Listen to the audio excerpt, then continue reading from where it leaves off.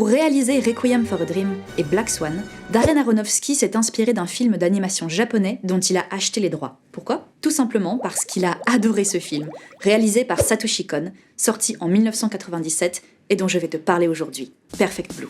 Mima, chanteuse admirée et populaire, décide de quitter son groupe d'idoles pour se vouer à une carrière d'actrice. L'image sage et édulcorée de l'icône pop est radicalement changée par sa nouvelle carrière et cela ne plaît pas à tous ses fans.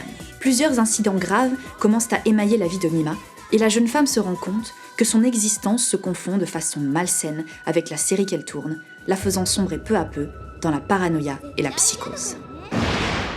Inspiré du thriller Perfect Blue, Métamorphose d'une idole, écrit par Yoshikazu Takeuchi en 1991, ce film est interdit aux moins de 12 ans en France et généralement déconseillé aux moins de 16 ans dans le monde. C'est un film d'animation pour adultes qui aborde des sujets forts. Harcèlement, sexe, violence et meurtre, donc à ne pas mettre entre toutes les mains. Tout cela sert cependant le sujet du film, bien plus universel, la quête de soi et le regard porté sur soi. Mima est sous le feu des projecteurs depuis longtemps et cherche à grandir et sortir de l'image lisse, fraîche et idéalisée de chanteuse qu'on lui a attribuée. De cette décision découlent tous les événements du film, ainsi que leurs conséquences.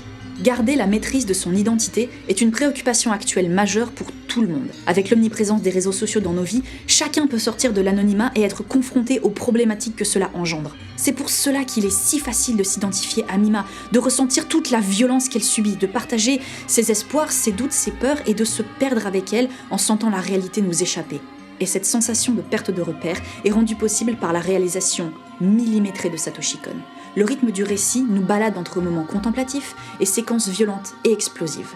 La mise en scène prend un malin plaisir à nous déboussoler entre flashbacks, rêves et hallucinations.